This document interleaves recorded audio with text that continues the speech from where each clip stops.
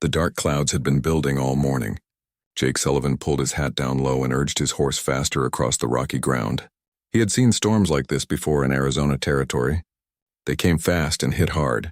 Jake was 32 years old and had been working cattle for more than 10 years. His hands were rough from holding ropes and his face was weathered from the desert sun. He wasn't a rich man, but he was honest and hard-working. That was more than could be said for a lot of folks in 1885. The first drops of rain hit his face just as he spotted the canyon ahead. Lightning flashed across the sky, followed by thunder that seemed to shake the very ground. His horse danced nervously beneath him, sensing the danger in the air. "Easy there, girl," Jake said softly, patting the mare's neck. "We'll find shelter soon enough." The canyon walls rose up around them like stone guardians. Jake had been here before when chasing strays. There were caves and overhangs where a man could wait out the worst of nature's fury. The rain was coming harder now, turning the dust into mud and making the rocks slippery. He guided his horse toward a familiar shelter when he saw something that made him stop cold. There, huddled against the canyon wall, was a small figure. At first he thought it might be a coyote or some other animal seeking shelter, but as lightning lit up the sky again, he saw the truth. It was a child. A little girl, maybe 8 or 9 years old. She was pressed against the rocks, trying to make herself as small as possible. Her dark hair was already soaked from the rain, and she was shivering badly. Jake's first instinct was to help. It didn't matter who she was or where she came from. No child should be alone in weather like this. But as he got closer, he could see her clothes and the way her hair was braided. She was Apache. For a moment, Jake hesitated. The Apache and the white settlers had been fighting for years. There was blood and hatred on both sides. Most cowboys wouldn't think twice about riding past an Apache child. Some might even see her as a future threat, but Jake couldn't do it. Looking at her small, frightened face, all he saw was a scared little girl who needed help. He climbed down from his horse and approached slowly, his hands visible and empty. The girl looked up at him with wide, dark eyes. She didn't run, but he could see she was ready to bolt if needed. "Hey there, little one," Jake said softly. "That's quite a storm, isn't it?" She didn't answer, but she watched his every move. Jake reached into his saddlebags and pulled out his spare blanket. It wasn't much, but it was dry and warm. He held it out to her. "You're cold," he said simply. "This will help." The girl stared at the blanket for a long moment. Thunder crashed overhead and she flinched. Finally, she reached out and took it, wrapping it around her small shoulders. Jake smiled. "That's better." He sat down a few feet away from her, close enough to offer protection but far enough to not seem threatening. From his pack, he pulled out some hardtack biscuits and strips of dried meat. "I bet you're hungry too," he said, offering her some of the food. "It's not fancy, but it'll fill your belly." The little girl looked at the food like she hadn't eaten in days.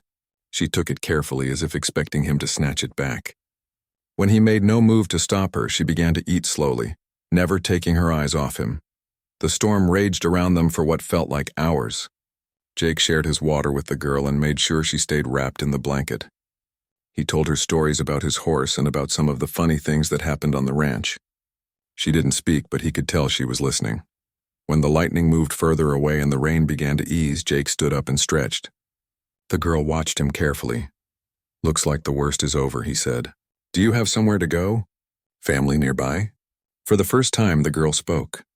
Her voice was quiet, but her English was clear. "I can find my way," Jake nodded. He didn't ask how she had gotten lost or where her people were. In Apache country, it was often better not to know too much. "You keep that blanket," he told her, "and take this too." He handed her the rest of his food and his water canteen. It would mean going hungry until he got back to the ranch, but the child needed it more. The girl stood up, still wrapped in the blanket. For a moment, she looked like she wanted to say something else. Instead, she gave him a small nod and turned to go. "Wait," Jake called after her.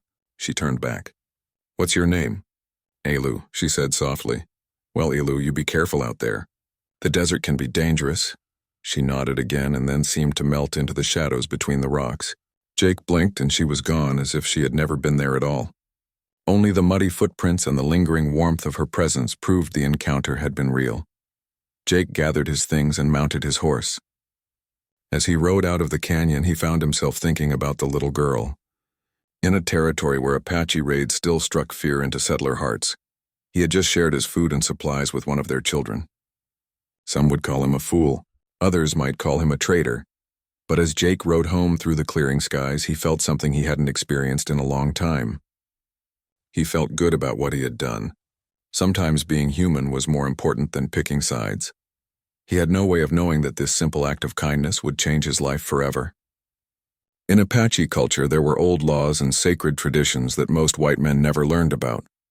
What Jake had done that day wasn't just charity.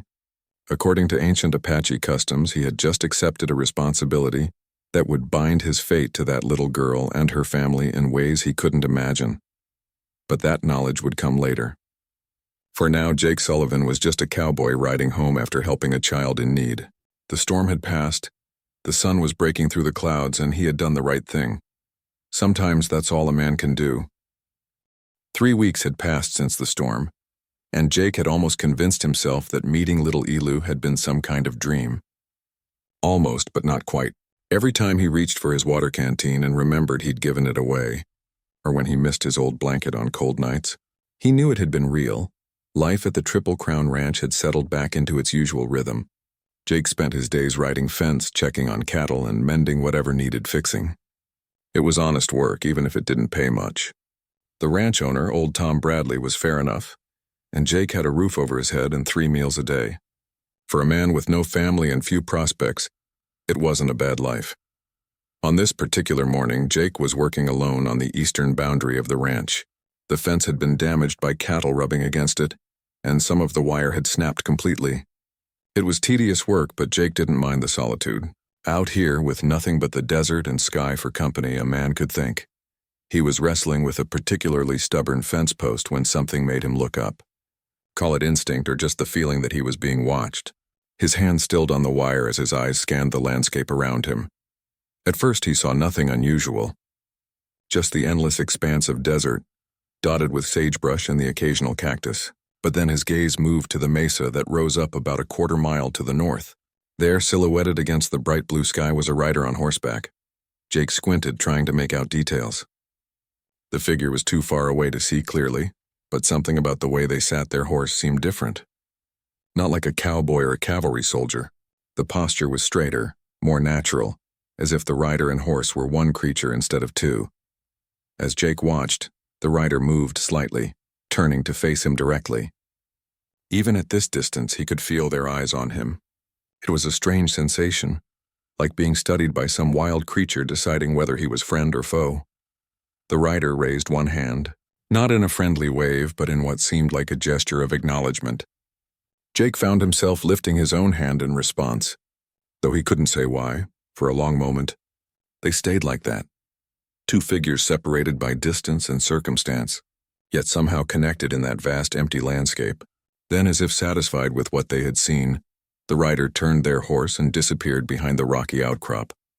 Jake stood there for several minutes, staring at the empty mesa. Had he imagined the whole thing? The desert sun could play tricks on a man's eyes. But no, he was certain someone had been there watching him work. He turned back to his fence repair, but found it hard to concentrate. Something about the encounter felt important, though he couldn't put his finger on why. The way the rider had sat their horse, the deliberate nature of that raised hand. It all felt significant in a way that made the hair on the back of his neck stand up. When Jake returned to the ranch that evening, he mentioned the incident to his bunkmate, Pete Carson. Pete was a few years older than Jake, with graying hair and a permanent squint from years in the sun. He'd been working cattle since before Jake was born, and he knew the territory like the back of his hand. "Saw a rider up on Painted Mesa today?" Jake said casually as they sat down to supper. "Seemed to be watching me work." Pete's fork paused halfway to his mouth. "What kind of rider?" "Hard to say from that distance, but they sat their horse different than most folks around here." Pete set down his fork entirely. "Different how?" Jake tried to put it into words. "More natural, I guess, like they'd been born on horseback." The older cowboy was quiet for a moment, then leaned forward. "Jake, you listen to me good. There's been Apache sign in this area lately. Tracking parties, maybe scouts. You see anyone like that again, you ride back here fast as you can and tell Mr. Bradley, don't try to be no hero." "Apache?" Jake kept his voice neutral, but his mind immediately went to little Elu. "I thought they'd moved most of them to the reservations." "Most, but not all," Pete said grimly. "There's still bands moving through these parts. Some peaceful, some not so much. And with tensions running high like they are, even the peaceful ones might not stay that way. Jake nodded, but privately he disagreed with Pete's assessment. There had been something almost respectful about the way the rider had acknowledged him. Not threatening or hostile, just watchful. The next few days passed without incident. Jake continued his work on the eastern boundary, but he found himself glancing toward Painted Mesa more often than he cared to admit. Each time he saw nothing but empty rocks and sky. Then, on the fourth day, she was there again. This time, Jake was ready for her. He'd had a feeling she might return, though he couldn't explain why he was so sure the mysterious rider was a woman. Maybe it was the graceful way she moved or the elegant posture in the saddle. Whatever it was, when he looked up and saw the familiar silhouette on the mesa, he wasn't surprised. Today, she was closer than before. Close enough that Jake could make out more details. She wore traditional Apache clothing, a long buckskin dress decorated with what looked like beadwork or shells. Her black hair was long and unbound, flowing behind her in the desert breeze. Even from a distance, there was something striking about her, something that commanded attention. She sat on a paint horse, brown and white patches that seemed to blend perfectly with the desert landscape. Horse and rider were perfectly still, like a statue carved from the living rock of the mesa itself. Jake set down his tools and walked a few steps toward the mesa. He was still much too far away to call out, but somehow he felt she would hear him if he tried. Instead, he simply stood there, letting her study him as she had before. This time, the acknowledgement was different. Instead of just raising her hand, she pressed it to her chest over her heart, then extended it toward him. Jake didn't know what the gesture meant, but he found himself copying it, placing his own hand over his heart before extending it toward her. The moment stretched between them, heavy with meaning Jake couldn't understand. Then, just like before, she turned her horse and vanished behind the rocks. That night, Jake lay in his bunk staring at the ceiling. He didn't mention the second encounter to Pete or anyone else. Something told him this was private, personal in a way that wouldn't welcome outside opinions or advice. Who was she? And why did she keep watching him? Jake had the strangest feeling that their meetings weren't random. It was as if she was looking for something specific, waiting for something to happen. As sleep finally took him, Jake's last conscious thought was of a little girl named Elu, wrapped in his blanket and eating his food while a storm raged around them. Somehow, he was beginning to suspect that the mysterious woman on the mesa and that frightened child were connected. He was more right than he knew. Jake was 3 days into a cattle drive in the remote Willows Valley when she finally approached him. He had been camping alone, watching over a small herd of strays that had wandered far from the main ranch. The cattle were settled for the night, and Jake sat by his small campfire drinking coffee and listening to the desert sounds around him. The first sign that something was different was the silence. The usual night sounds, the distant howl of coyotes, the rustle of small creatures in the brush, had stopped completely. Even the cattle seemed to sense something, shifting restlessly in the darkness beyond the firelight. Jake's hand moved instinctively toward his rifle, but he didn't pick it up. Whatever was out there in the darkness wasn't trying to hide. If someone wanted to ambush him, they wouldn't announce their presence by silencing every creature for miles around. "You may keep your hands where they are," came a voice from the shadows. "I mean you no harm." Jake's heart jumped, but he forced himself to remain still. The voice was a woman's, speaking perfect English with only the slightest accent. Slowly, she stepped into the circle of firelight, and Jake felt his breath catch. It was the woman from the mesa. Up close, she was even more striking than he had imagined. She appeared to be in her late 20s, with strong, beautiful features and eyes that seemed to hold depths of wisdom and sadness. Her buckskin dress was decorated with intricate beadwork, and she wore her long black hair in a single braid over one shoulder. She moved with the quiet grace of someone completely at home in the wilderness, someone who could appear and disappear like smoke when she chose to. But there was nothing ghostly about her now. She was very real, very present, and very clearly in control of this situation.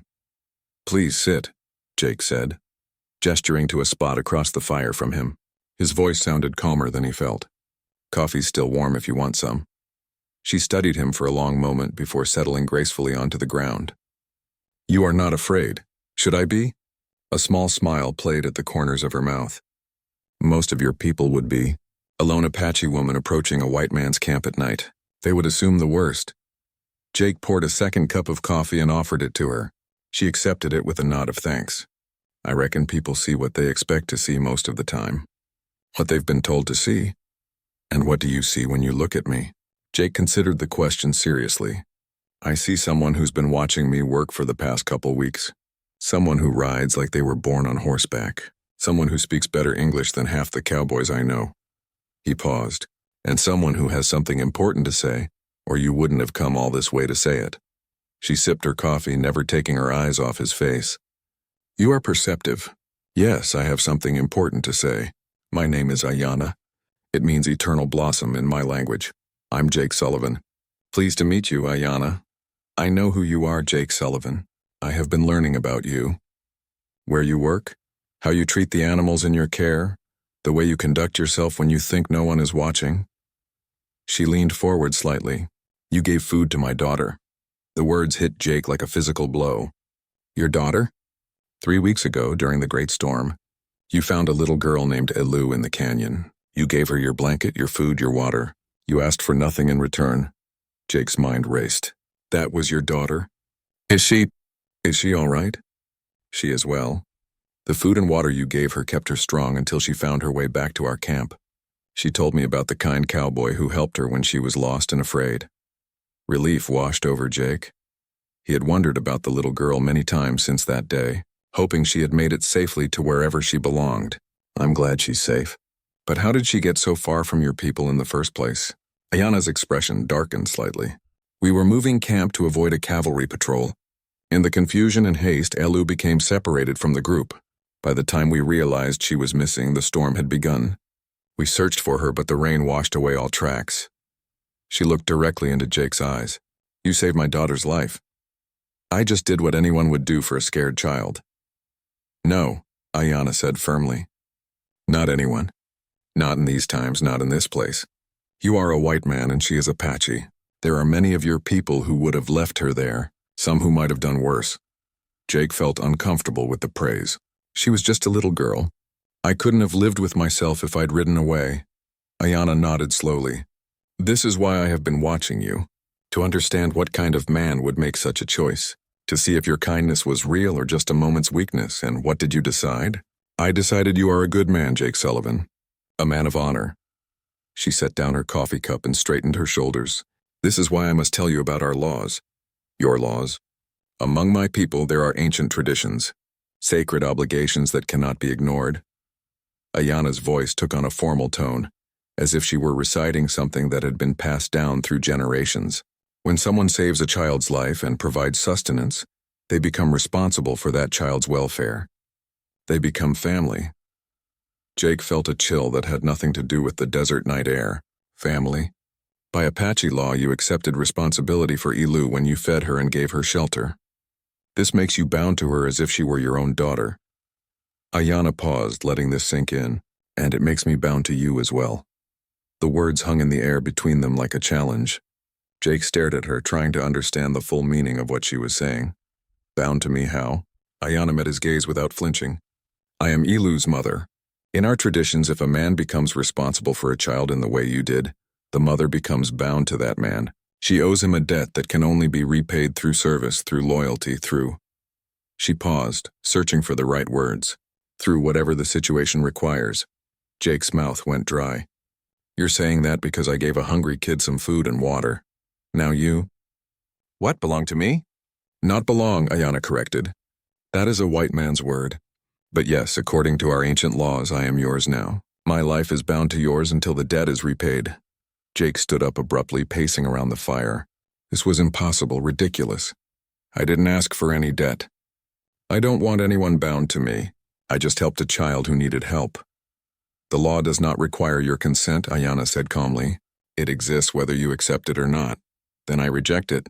I don't accept any responsibility, any binding, any of it. Jake stopped pacing and looked at her. You're free to go. Tell your people I released you from whatever obligation you think you have. Ayanna shook her head. It does not work that way. This is not a debt you can simply forgive. It is written in the oldest traditions of my people. To ignore it would bring shame upon my family, dishonor upon my daughter. Jake sank back down beside the fire, his head in his hands. This is crazy. You don't even know me. I know enough. I know you are unmarried, that you live simply, that you treat animals with kindness. I know you risk your own safety to help others, even those your people consider enemies." Ayanna's voice softened. "I know you have a good heart, Jake Sullivan." When Jake looked up, he saw something in her eyes that surprised him. Not resignation or defeat, but something almost like hope. "What exactly are you asking of me, Ayanna?" "I am not asking anything. I am telling you what is. According to Apache law, I belong to your household now. Where you go, I go. Your responsibilities are mine. Your burdens are mine to help carry." The magnitude of what she was saying began to sink in. A white cowboy and an Apache woman in 1885 Arizona territory. The very idea was not just unconventional, it was dangerous. People will never accept this. My own people will call me a traitor. Your people will think you've been corrupted. Yes, Ayanna agreed simply. This is also true. Then why? Why hold to a tradition that will only bring trouble for both of us? For the first time since she'd appeared at his campfire, Ayanna's composure cracked slightly. Because it is all I have left. My husband died in a cavalry attack 2 winters ago.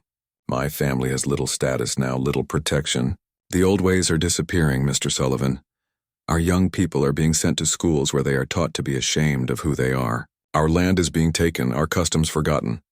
She looked directly at him, and Jake saw the pain behind her stoic exterior. But this law, this tradition, it is sacred. It connects us to our ancestors, to who we truly are. If I abandon it now, what do I have left? What do I teach my daughter about honor? About keeping one's word? Jake stared into the fire, his mind reeling.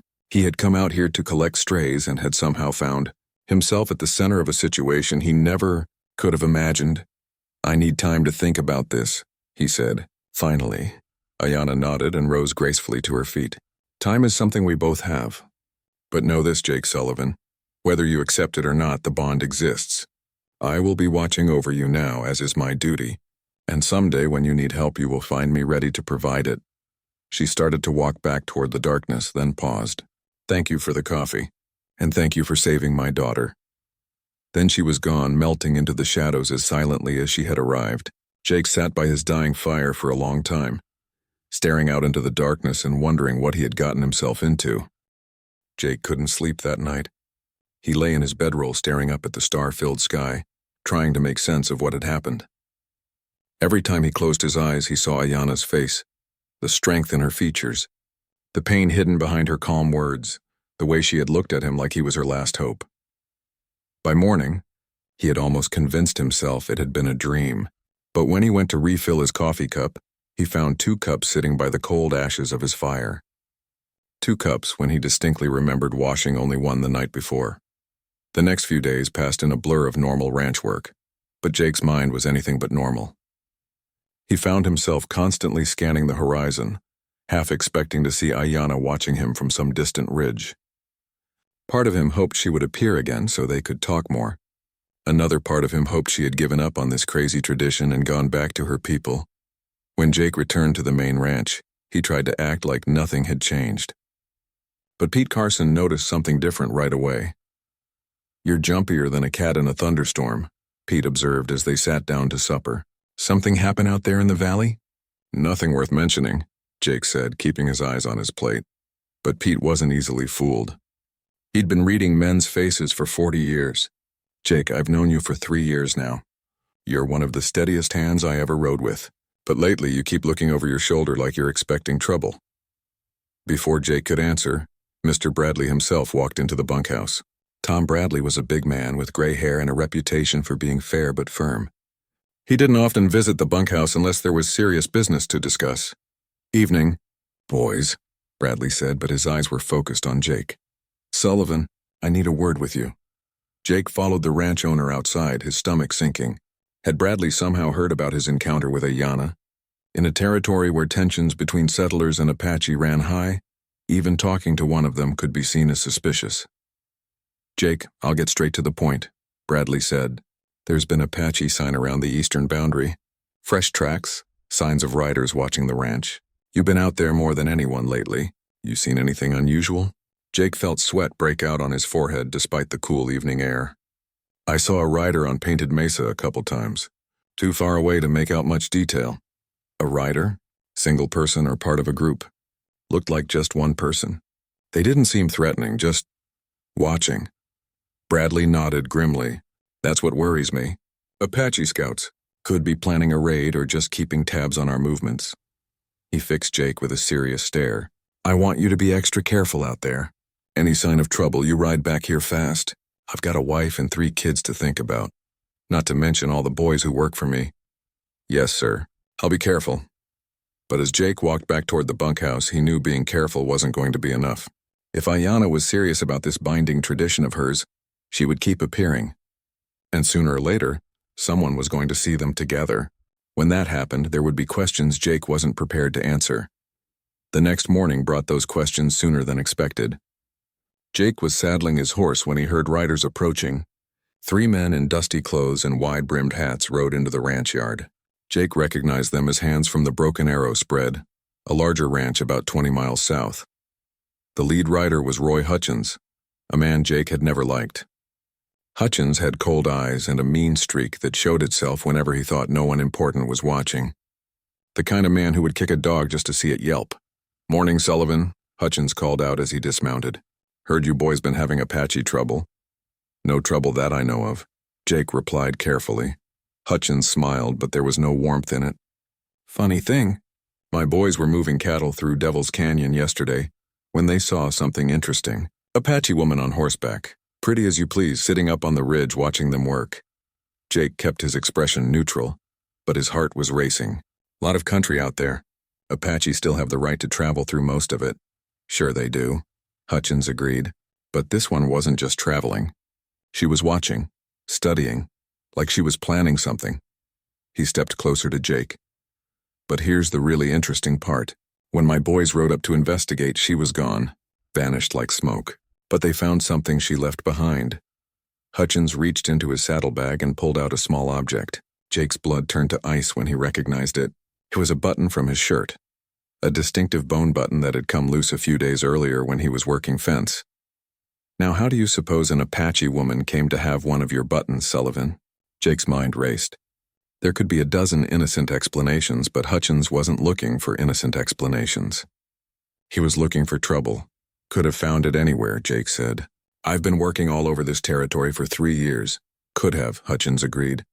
Or maybe you've been having friendly conversations with the local Apache.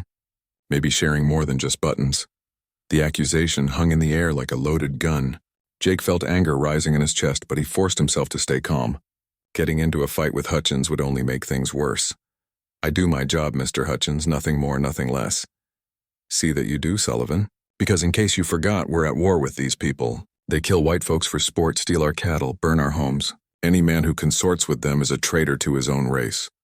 Jake wanted to point out that the Apache had been fighting to protect their own land, their own families, that there was plenty of blood on both sides, and most of it could have been avoided if people like Hutchins were more interested in justice than revenge.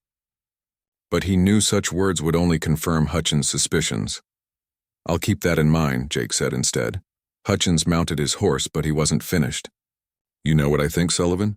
I think you've gone soft. All this time alone in the desert. Maybe you've forgotten which side you're on. Maybe you need reminding. With that threat hanging in the air, Hutchins and his men rode away. But Jake knew they would be back. Men like Hutchins didn't let go of suspicions easily, especially when they smelled weakness. That evening, Pete approached Jake while he was grooming his horse. Roy Hutchins has a big mouth and a small brain, Pete said without preamble. But he's also got friends in town, friends who listen when he talks. You need to be careful, Jake. I haven't done anything wrong, Pete. I know that. But in times like these, being innocent isn't always enough. There's talk in town about Apache raiders, about folks who might be sympathizing with them. People are scared, and scared people do stupid things. Pete paused, studying Jake's face in the lamplight. Is there anything you need to tell me, son? Anything at all? Jake wanted to tell Pete everything. About little Elu and the storm, about Ayanna and her impossible tradition, about the choice he was being forced to make. Pete was a good man, someone Jake trusted. But he was also a product of his time and place. Could he really understand what Jake was going through? No, Jake said finally. Nothing to tell. Pete nodded, but Jake could see the older man didn't entirely believe him. All right then. Just remember, whatever trouble comes your way, you don't have to face it alone. That's what friends are for. After Pete left, Jake continued grooming his horse, his thoughts churning. Ayanna had been right about one thing. People would never accept their situation. The world they lived in had no room for understanding between Apache and white. No space for relationships that crossed the rigid lines of race and culture. But even as he acknowledged the impossibility of it all, Jake found himself thinking about Ayanna's words. She had lost her husband, was struggling to protect her daughter, watching her people's way of life disappear. The ancient tradition she spoke of might be the only thing giving her life meaning right now. Could he really turn his back on that? Could he reject her plea simply because it was inconvenient or dangerous? As Jake led his horse back to the stable, he made a decision. He needed to see Ayanna again to understand exactly what she was asking of him. Not just the tradition, but what it meant to her personally. What it would mean for little Elu. He had always prided himself on being a man who faced his problems head-on rather than running from them. Whatever was happening between him and Ayanna, whatever obligations or bonds might exist, he needed to understand them fully before he could make an informed choice. The next morning, Jake requested permission to check the fence lines in the eastern section again. Mr. Bradley agreed, though Jake caught him exchanging a meaningful look with Pete before giving approval. As Jake rode out toward the distant mesas, he found himself hoping that Ayanna would be watching from her usual perch. They had a lot to discuss and time was running short. Men like Roy Hutchins didn't make idle threats. Sooner or later, Jake would have to choose between his comfortable life as a ranch hand and whatever uncertain future awaited him if he accepted Ayanna's sacred tradition. The desert stretched out before him, vast and unforgiving, full of hidden dangers and unexpected possibilities. Somewhere out there, a woman was waiting for his answer, and somehow Jake knew that whatever he decided would change everything. Jake didn't have to wait long to see Ayanna again. She appeared at his camp 3 nights later, emerging from the darkness as silently as before. This time he was ready for her. He had coffee prepared and had gathered wood for a larger fire. If they were going to talk seriously, they might as well be comfortable.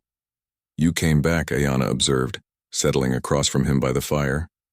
"Had to. This thing between us. I need to understand it better before I can make any decisions." Jake poured her a cup of coffee. "Tell me about your people.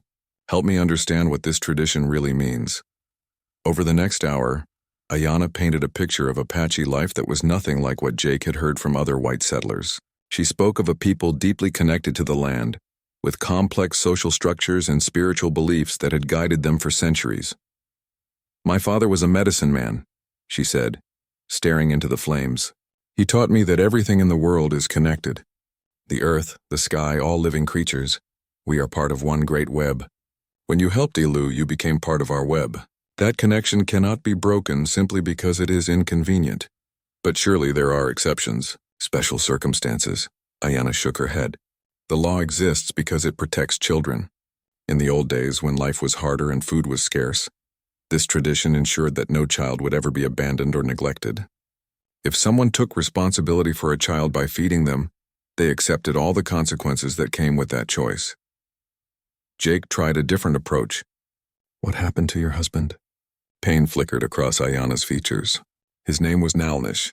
He was a warrior, but also a peacemaker. He believed that Apache and white people could learn to live together without constant fighting. She paused. "He was wrong. How did he die?" "A cavalry patrol attacked our winter camp 2 years ago. They said they were looking for raiders, but there were no raiders in our group. Only families trying to survive the cold season." Ayanna's voice remained steady, but Jake could hear the deep sadness beneath her words. Nalnish was trying to protect the children when they shot him. Jake felt a heavy weight settle in his chest. "I'm sorry. He died believing that someday his daughter would live in a world where Apache and white children could play together, where there would be no need for war between our peoples." Ayanna looked directly at Jake. Perhaps he was right. Perhaps you are proof of that possibility. Their conversations became a regular occurrence over the following weeks. Jake would find excuses to camp in remote areas, and Ayanna would appear after dark. Slowly, they began to share more than just talk about traditions and obligations. Ayanna taught Jake things about the desert that he had never noticed despite years of living there. She showed him which plants could provide water in emergencies, how to read the signs that indicated weather changes, and how to move through the landscape without disturbing the natural balance. People see the desert as something to be conquered. She explained one evening as they watched the sunset. Paint the sky in brilliant colors. Mine see it as a teacher. It will provide everything you need if you learn to listen to what it's telling you. In return, Jake shared stories of his own past. He told her about growing up on a small farm in Missouri, about losing his parents to cholera when he was 20, about the loneliness that had driven him west in search of something he couldn't quite name. I always figured I was meant to be alone, he admitted. Never seemed to fit in anywhere I went. Too soft for some folks, too hard for others. Perhaps you were not meant to fit into their world, Ayanna suggested. Perhaps you were meant to help create a new one. These conversations gradually shifted something in Jake's understanding of his situation. What had initially seemed like an impossible burden began to feel more like an opportunity. Not just to help Ayanna and Elu, but to become part of something larger than himself. But the outside world kept intruding on these moments of connection. Jake noticed that he was being watched more carefully at the ranch. Pete asked fewer direct questions, but his concerned glances spoke volumes.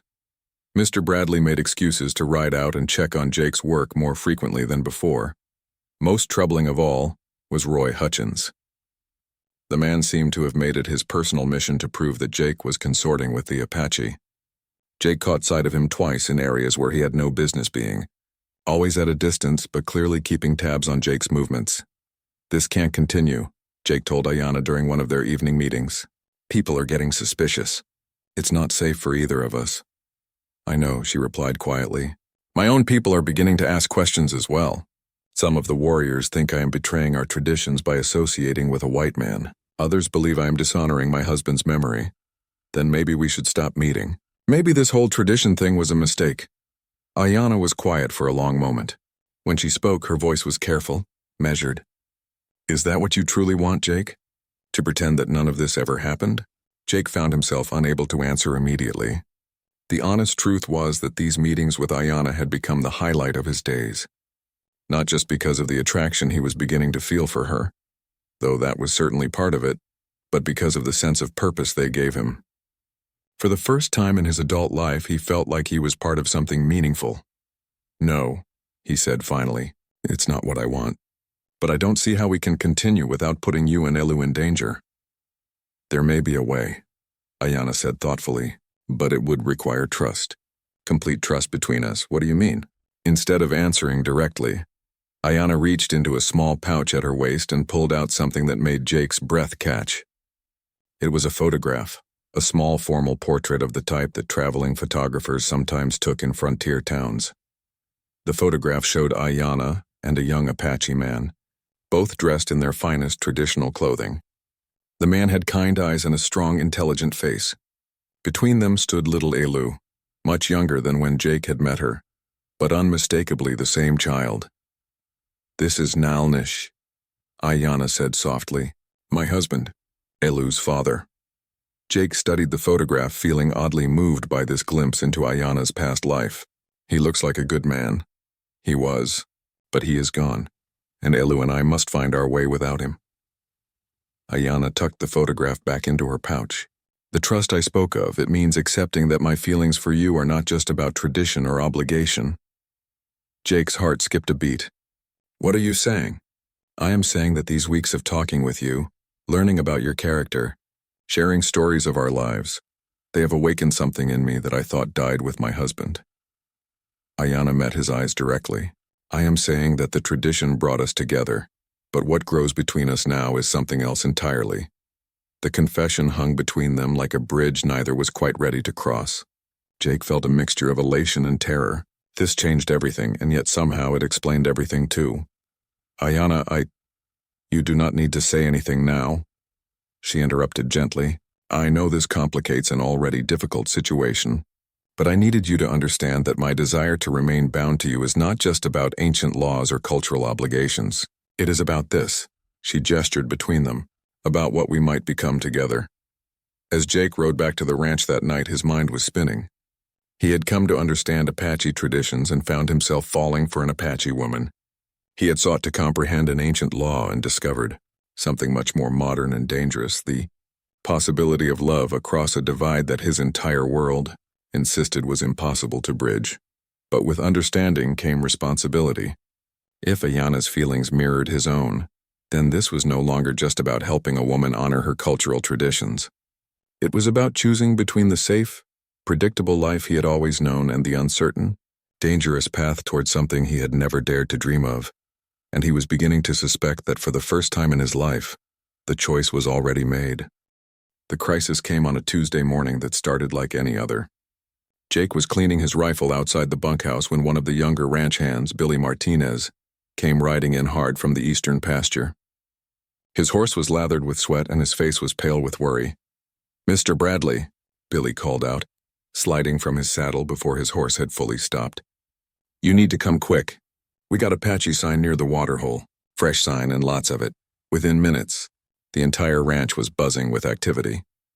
Mr. Bradley organized a small group of armed men to investigate, while others were sent to bring the cattle closer to the main buildings. The fear in everyone's movements was palpable. Apache raids were every rancher's worst nightmare. Jake volunteered to join the investigation party, but Bradley shook his head. "I need you here, Sullivan. Help get the animals secured." There was something in the ranch owner's eyes that made Jake suspect this wasn't just about ranch security. Bradley had been watching him closely lately, and Jake wondered if his suspicions about Jake's Apache connections were influencing his decisions. As the other men rode out, Jake found himself pacing the ranch yard like a caged animal. If there really was Apache activity near the waterhole, was Ayana involved? Was she safe? The thought of her being caught between Apache warriors and nervous white settlers made his stomach clench with worry. His questions were answered that evening when Ayana appeared at his usual camping spot. But this time she wasn't alone. Little Elu stood beside her, and Jake could immediately see the family resemblance. The child had her mother's strong features and intelligent eyes, though she looked thin and tired. "We need your help," Ayana said without preamble. "Elu is sick." Jake knelt down to examine the little girl more closely. Her skin felt hot to the touch, and her breathing was shallow and rapid.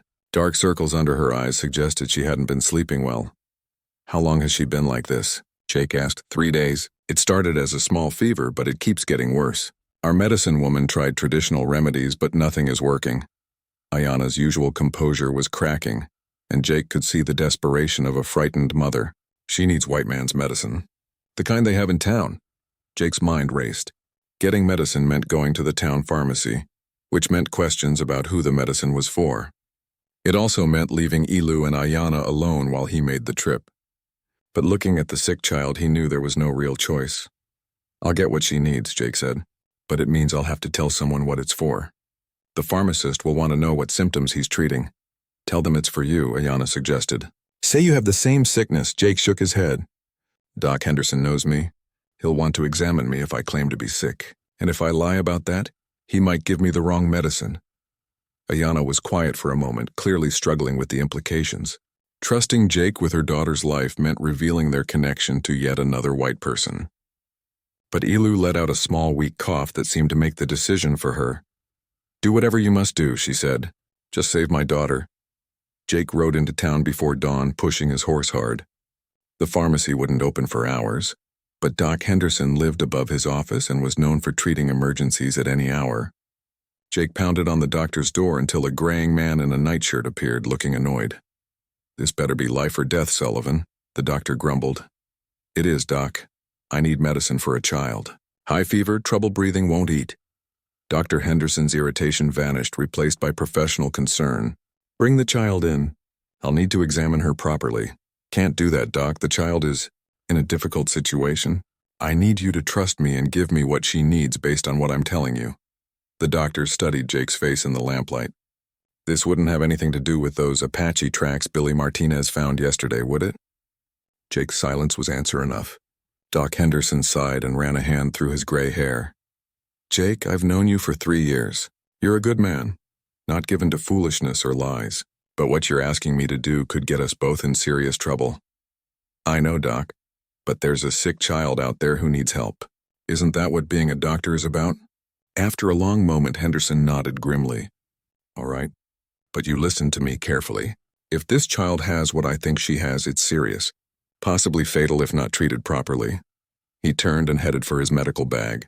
"I'm not just giving you medicine, Jake. I'm coming with you." "Doc, that's not necessary." "Yes, it is.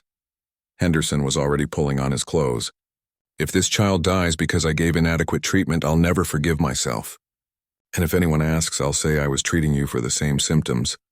The ride back to camp was tense and quiet. Doc Henderson asked no questions about how Jake had come to know about a sick Apache child, and Jake volunteered no explanations. Some things were better left unsaid. When they arrived at the hidden canyon where Ayanna was waiting, Jake saw the doctor's eyes widen at his first sight of her. Even worried sick about her daughter, Ayanna was a striking woman. But Henderson was professional enough to focus on his patient. "Let me look at her," he said gently, setting down his medical bag. What followed was the most tense hour of Jake's life. Dr. Henderson examined Elu thoroughly while Ayanna watched his every move with the intensity of a protective mother. The doctor asked questions in simple English, and Jake was surprised to hear Elu answer in a small but clear voice. "She has pneumonia," Henderson finally announced. "Early stage but serious. Without treatment, she could die within days." Ayanna's face went white, but she remained composed. "What treatment does she need?" Henderson showed her the medicines he had brought. Powders to reduce fever, tinctures to help her breathing, and most importantly, a new medicine he had recently received from back east. "This is called sulfanilamide," he explained. "It fights the infection directly, but she'll need careful nursing for the next week.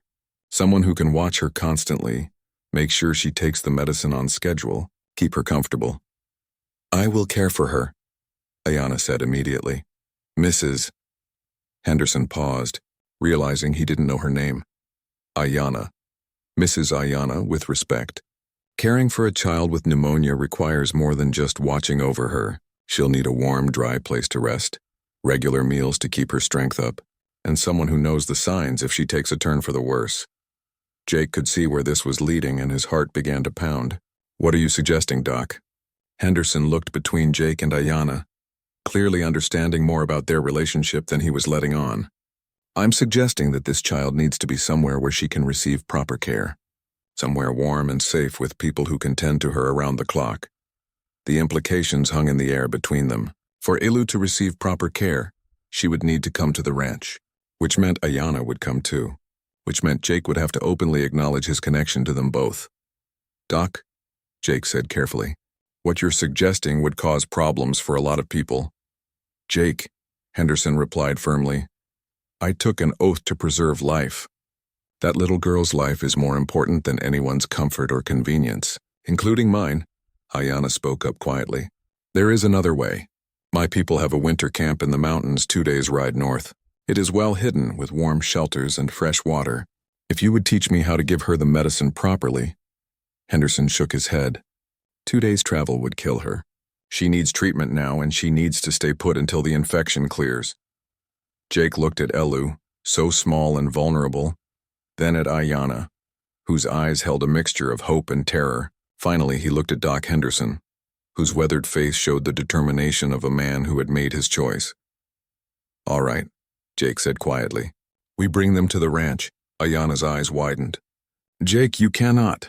It will destroy your life here." "Maybe," Jake agreed. "But the alternative is letting a child die, and I can't live with that." He met her gaze directly. "Besides, you told me once that I accepted responsibility for Elu when I helped her in that storm. Time to live up to that responsibility."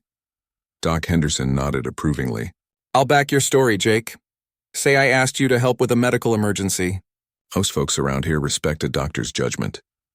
As they prepared to make the journey back to the Triple Crown Ranch, Jake knew he was crossing a line from which there might be no return. By bringing Ayanna and Elu to the ranch, he was publicly acknowledging his connection to them. There would be questions, accusations, and very likely violence from men like Roy Hutchins. But looking at little Elu, remembering the scared child he had sheltered during the storm, Jake knew he was making the only choice he could live with. Some things were more important than safety or social acceptance. Some things were worth risking everything for. The return to Triple Crown Ranch was like riding into a hornet's nest. Jake led the small group through the pre-dawn darkness, hoping to reach the ranch buildings before too many people were awake. Doc Henderson rode beside him, while Ayanna followed on her paint horse carrying Elu wrapped in blankets. But their luck ran out just as they crested the final hill overlooking the ranch. Pete Carson was already up preparing for the day's work. When he saw the approaching riders, he stepped out of the bunkhouse to greet them. His welcoming expression froze when he recognized who Jake was bringing home. "Sweet Jesus," Pete whispered, his hand instinctively moving toward his sidearm. "Jake, what have you done?" "Pete, this is Doc Henderson," Jake said, trying to keep his voice calm and normal. "He's got a medical emergency that needs tending."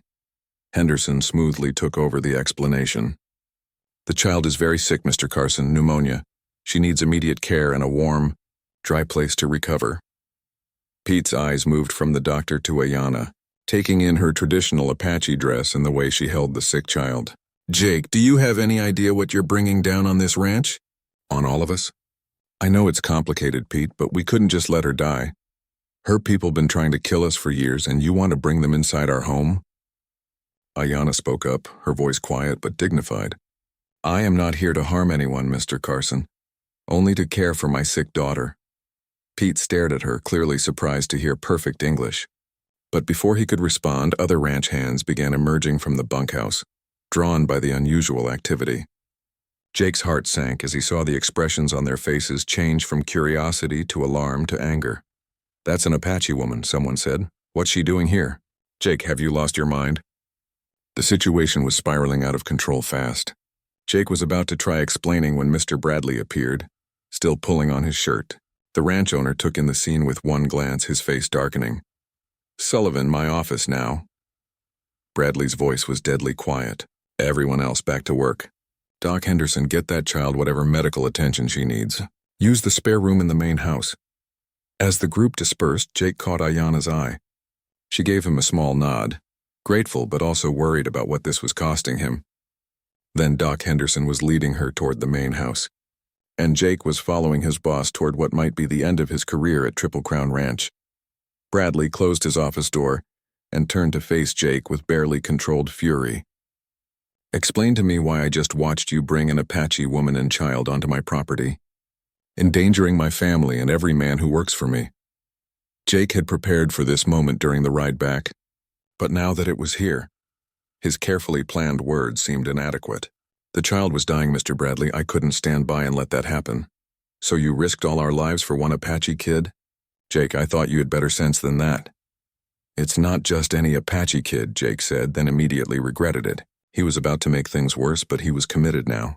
"I helped her once before during that big storm 3 weeks ago. Her mother says that makes me responsible for her." Bradley stared at him. "You've been meeting with Apache? For 3 weeks?" "Not meeting exactly. More like talking. Learning about each other. Learning about—" Bradley sat down heavily in his chair. "Jake, do you understand what you've done? There are people in this territory who would hang you for less than what you just admitted. I know the risks, sir, but I also know what's right." Bradley was quiet for a long moment, studying Jake's face. "This woman, Ayanna, what exactly is she to you?" It was the question Jake had been dreading, but also the one that forced him to be completely honest. "I care about her, Mr. Bradley, more than I probably should." "And I care about her daughter." "Care about her how, Jake?" Jake met his boss's eyes directly. "The way a man cares about a woman he's thinking of making a life with." The words hung in the air like a declaration of war. Bradley rubbed his temples, looking suddenly older than his 50-odd years. "Jake, I've known you for 3 years. You're one of the best hands I've ever employed. Honest, hardworking, reliable. But what you're talking about—" Bradley shook his head. "It's not just difficult, son. It's impossible. This territory won't stand for it. Maybe it's time this territory learned to stand for something better." Before Bradley could respond, there was a commotion outside. Through the window, Jake could see riders approaching, at least 6 men riding hard. His blood turned to ice when he recognized Roy Hutchins leading the group. "We got company," Jake said grimly. Bradley looked out the window and cursed under his breath. Hutchins. He must have heard somehow. He turned to Jake. "How many people knew you were bringing them here?" "Just Doc Henderson, Pete, and whoever saw us ride in." "That's enough. News travels fast in country like this."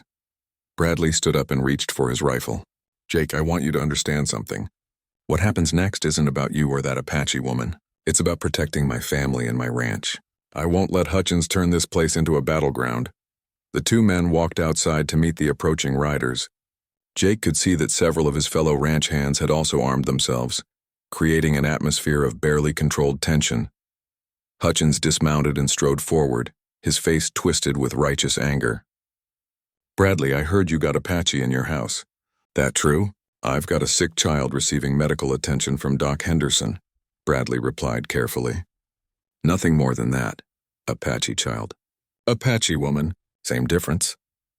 Hutchins turned his cold gaze on Jake. "I told you this boy was consorting with the enemy, didn't I? And here's the proof." "The child is dying, Hutchins," Doc Henderson's voice rang out from the porch of the main house. "I'm treating her as a doctor, nothing more. Don't matter what your excuse is, Doc. What matters is we got Apache inside a white man's house, being treated like guests instead of the savages they are." Jake felt his temper flare. "That's enough, Hutchins. You're talking about a sick little girl and her mother. I'm talking about our enemies, Sullivan. People who kill white folks for sport. And I'm talking about the traitor who brought them here." The accusation of treason was a line crossed. Several of Hutchins' men spread out, hands resting on their weapons. Jake realized this could turn into a shooting match very quickly. But it was Ayanna herself who changed the dynamic. She appeared on the porch of the main house, having heard the commotion. She had changed from her traditional Apache dress into a simple blue dress that Doc Henderson's wife must have provided. With her hair pinned back and her dignified bearing, she looked less like the savage Hutchins was describing, and more like what she truly was, a worried mother caring for her sick child. "Gentlemen," she said in her clear, educated English, "I understand your concerns, but I am here only because my daughter is ill and needs medical care. I have no wish to cause trouble for anyone." Hutchins stared at her, clearly thrown off by her appearance and manner of speaking. You talk like a white woman." "I was educated at a mission school," Ayanna replied calmly. "I speak 3 languages and can read and write in 2 of them. I am also a mother who would do anything to save her child's life, which I believe you can understand." For a moment, the tension lessened slightly, but then one of Hutchins' men spoke up. "Don't matter how pretty she talks. Apache is Apache. They killed my brother in a raid 2 years back." The moment of potential understanding was lost. Hutchins regained his composure and his anger. "This ends now, Bradley. Either you send them away or we will." "The child can't be moved," Doc Henderson interjected firmly. "Moving her now would kill her." "Then maybe that's what needs to happen," Hutchins said coldly. The word sent a chill through everyone present. Even some of Hutchins' own men looked uncomfortable with the implication, but Jake had heard enough. "Any man who tries to harm that child will have to go through me first," Jake said, his hand dropping to his gun. "Jake, no," Pete said urgently, but Jake was past caring about the consequences. "I mean it, Hutchins. I won't let you hurt an innocent child, no matter what you think about her people." Hutchins smiled, recognizing that he had pushed Jake into exactly the position he wanted. "There it is, boys. Sullivan's chosen his side. Question is, what are the rest of you going to choose?" The ranch hands looked between Jake and Hutchins, clearly torn. These were men who had worked alongside Jake for years, who knew his character. But they were also men raised to see Apache as enemies, and the sight of Ayanna, no matter how dignified, challenged everything they had been taught to believe. It was Mr. Bradley who finally broke the standoff. "This is my ranch, Hutchins. My property, my rules. The child stays until she's well enough to travel. After that, we'll discuss what happens next." Hutchins' face darkened with fury. "You're making a mistake, Bradley. A big one. This won't be forgotten." "Neither will threatening a sick child on my property," Bradley replied evenly. For a moment, it looked like Hutchins might push the confrontation further, but faced with Bradley's determination and Jake's obvious willingness to fight, he finally backed down. "This isn't over," Hutchins warned as he remounted his horse. Not by a long shot. As Hutchins and his men rode away, Jake felt a mixture of relief and dread. They had won this round, but the war was far from over. By publicly defending Ayanna and Elu began to recover on the 3rd day. Her fever broke just after sunrise, and by evening she was sitting up in bed, asking for water and showing interest in food. Doc Henderson proclaimed it a minor miracle, though Jake suspected it had more to do with the doctor's skill and Ayanna's constant loving care. During those 3 days, something remarkable happened at Triple Crown Ranch. Despite the tension and fear surrounding Ayanna's presence, several of the ranch hands began to see her as Jake did, not as an enemy, But as a devoted mother caring for her sick child, Mrs. Bradley, the ranch owner's wife, was the first to crack. She appeared at the sick room door on the second day with fresh bread and soup, saying only every mother understands. By the third day, she was sitting with Ayanna, sharing stories about caring for sick children and teaching her how to make a particularly effective remedy for cough. Pete Carson took longer to come around, but even he began to soften when he saw how gently Ayanna cared for her daughter, singing Apache lullabies in a voice so beautiful it brought tears to grown men's eyes. "She's not what I expected," he admitted to Jake privately. "None of this is what I expected." But the outside world was not so forgiving. Word of what had happened to Triple Crown Ranch spread quickly through the territory. Some people were merely curious about the cowboy who had taken in an Apache woman and child. Others were openly hostile, seeing Jake's actions as a betrayal of his own race. The breaking point came on the fourth day, when a delegation of townspeople arrived at the ranch. Unlike Hutchins' angry mob, this group was led by the territorial marshal and included the mayor, the preacher, and several respected businessmen. They came not with guns but with ultimatums. "Mr. Bradley," the marshal said formally, "we've come to discuss the situation you have here. The presence of Apache on your ranch is causing considerable unrest in the community." Bradley invited the men into his house, while Jake waited outside with growing dread. Whatever was being discussed in there would determine not just his future, but Ayanna's and Elu's as well. After an hour, the delegation emerged.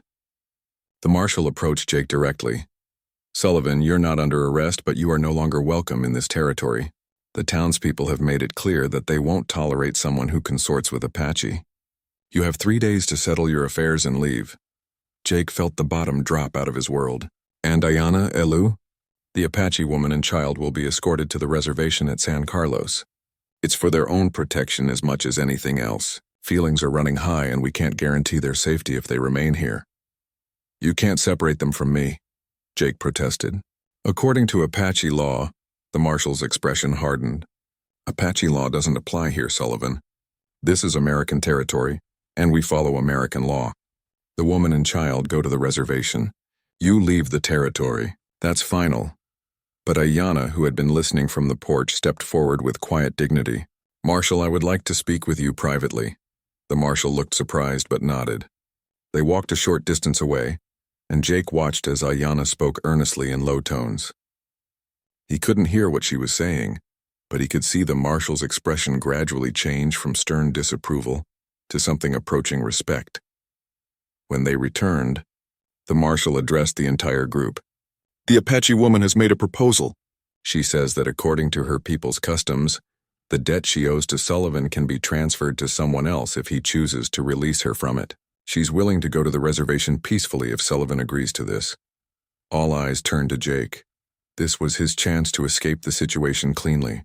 He could release Ayanna from her obligation, let her and Elu go to the reservation and start over somewhere else. It would be the practical choice, the safe choice. But as Jake looked into Ayanna's eyes, he saw something there that made his decision for him. It wasn't just gratitude or obligation anymore. It was love, deep, real, and honest. The same love he felt growing in his own heart. "No," Jake said firmly. "I don't release her from anything. If she's bound to me by Apache law, then I accept that binding completely. Where she goes, I go." The marshal shook his head. "Sullivan, you can't go to the reservation. You're not Apache." "Then we'll find somewhere else to go," Jake said. "But we go together." It was Doc Henderson who provided the unexpected solution. "There's a place," he said thoughtfully, "about 200 miles north near the Colorado border. Small settlement called Haven Valley. They're always looking for people willing to work hard and mind their own business. Mixed community, Mexican, Apache, white folks who don't fit in anywhere else." The marshal frowned. "I've heard of it. Bunch of misfits and outcasts." "Maybe," Henderson agreed. "But they're peaceful, and they don't judge folks by the color of their skin or the blood in their veins. I'd be exactly what these three need." Mr. Bradley, who had been quiet throughout the exchange, finally spoke up. "Jake, you've been a good hand for 3 years. I'll give you a letter of recommendation and enough money to get you started somewhere new. It's the least I can do." That evening, as the sun set over the desert, Jake sat with Ayanna and Elu outside the main house. The little girl was wrapped in a blanket, still weak but clearly on the mend. She had been watching Jake with curious eyes all day, as if trying to figure out who this white man was who had risked so much for her family. "Are you really going to come with us?" Elu asked in her small, clear voice. Jake looked at her serious little face, then at Ayanna, who was watching him with an expression of hope and fear. "If your mother will have me, yes. I'd like to try." Ayanna reached over and took his hand. "Jake, you need to understand something. What I told you about the Apache tradition, about being bound to you because you saved Elu, it was true, but it wasn't the whole truth." Jake's heart skipped a beat. "What do you mean?" "The tradition exists, yes, but it can be fulfilled in many ways. I could have repaid the debt through service, or by providing you with something of value, or even by having my family give you gifts." Ayanna's eyes met his directly. "I didn't have to bind my life to yours permanently. I chose to present it that way because why? Because from the moment I saw you sitting by your campfire that first night, so calm and unafraid, I wanted to know what kind of man you truly were. The tradition gave me an excuse to spend time with you, to learn your character." She squeezed his hand gently. "What I discovered was a man worth loving." Jake felt his world shift again, but this time in a good way. "So you were testing me?" "We were testing each other," Ayanna corrected. "And we both passed." Elu looked between the two adults, clearly not understanding all the undercurrents, but sensing the importance of the moment. "Does this mean Jake is going to be my new father?" The question hung in the air, simple and direct in the way only a child could manage. Jake looked at this brave little girl who had been through so much, then at her remarkable mother who had sacrificed everything to save her daughter's life. "Would you like that, Elu?" he asked softly. She considered this seriously, then nodded. "I think my real father would have liked you. Mama says he wanted Apache and white people to learn to live together. Maybe we can show them how." 2 days later, Jake loaded his few possessions into a wagon Doc Henderson had provided. Pete Carson and several other ranch hands came to say goodbye, their farewells awkward but genuine. "You sure about this, Jake?" Pete asked. "It's not too late to change your mind. Start over somewhere new. Find yourself a nice white girl. Settle down proper." Jake looked across the ranch yard to where Ayanna was helping Elu into the wagon. Both were wearing the traveling clothes Mrs. Bradley had insisted on providing, and both looked toward him with expressions of complete trust. "I am settled down proper, Pete," Jake replied. "Maybe not the way most folks would understand it, but proper enough for me." The journey to Haven Valley took 8 days, traveling slowly to accommodate Elu's still fragile health. Along the way, Jake learned more about Apache culture from both Ayanna and her daughter. He discovered that Elu was incredibly bright, already fluent in 3 languages and quick to learn anything new. He also learned that Ayanna had been educated not just at a mission school, but had worked as a translator for the territorial government before her husband's death. "You could have had a different life," Jake observed one evening as they made camp. "Easier, maybe. Why stay with your people when you had other options?" "Because they are my people," Ayanna replied simply. "Their struggles are my struggles. Their traditions are my traditions. Leaving them would have meant losing part of myself. And now, coming with me to Haven Valley?" Ayanna smiled, the first completely unguarded smile he had ever seen from her. "Now I'm not leaving my people. I'm bringing part of them with me, and learning to become part of something new, something that includes you." Haven Valley turned out to be exactly what Doc Henderson had described. A small, diverse community nestled in a green valley surrounded by protective mountains. The people they met were indeed misfits and outcasts by conventional standards. Former soldiers who had grown tired of fighting, Mexican families who had fled revolution, Apache who had left the reservations, and white settlers who had found traditional society too confining.